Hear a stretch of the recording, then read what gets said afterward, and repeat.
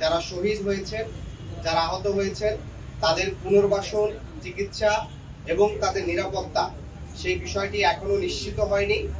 আমরা কিছুদিন পূর্বে দেখেছিলাম শহীদ পরিবাররা তাদের দাবিতে মাঠে নামলে সেখানে পুলিশ লাঠিচার্জ করে এবং বেশ কিছু শহীদ পরিবারের সদস্যরা আহত হয়। আমরা সরকারের কাছে শহীদ পরিবার এবং আহত সহযোদ্ধা যারা আছেন তাদের পুনর্বাসন এবং নিরাপত্তা নিশ্চিতের জন্য আহ্বান জানিয়েছি।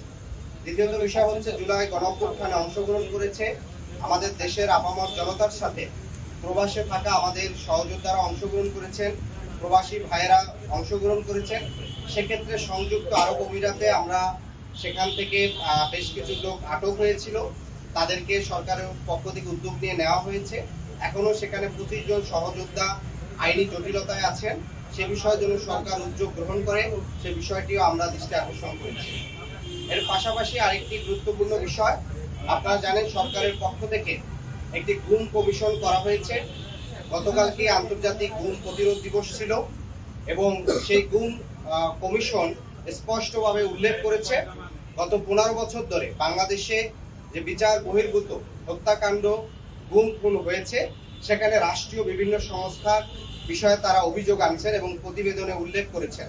ফলে আমরা সরকারের কাছে সুস্পষ্টভাবে দাবি করেছি, সরকার গুম কমিশনের প্রতিবেদন আমলে নিয়ে রাষ্ট্রীয় যেসব সংস্থার মধ্যে যেসব সদস্যরা এ ধরনের অভিযোগে অভিযুক্ত, তাদের বিষয়ে যেন সুস্পষ্ট ব্যবস্থা গ্রহণ করে।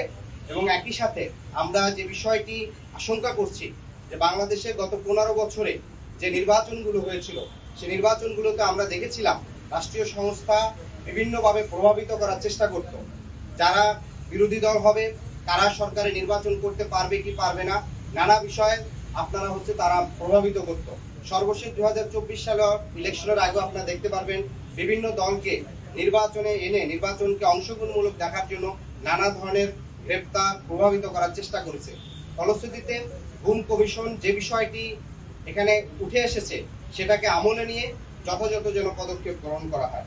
আরেকটি বিষয় আমরা বলেছি যে ইতিমধ্যে জাতীয় ঐক্যমত কমিশন জুলাই সনদের চূড়ান্ত পর্যায়ে আছে, এখনো চূড়ান্ত হয়নি। সেই জুলাই সনদের আইনি ভিত্তির জন্য আমরা বলেছি, জুলাই সনদের আইনি ভিত্তি এবং সাংবিধানিক ভিত্তির জন্য আগামী যে নির্বাচনটি হবে সেই নির্বাচনটি যেন অবশ্যই গণপরিষদ নির্বাচন হয় এবং সেই গণপরিষদের নির্বাচনের মাধ্যমে বাংলাদেশের দীর্ঘ 55-54 বছরের যে রাজনৈতিক সংকট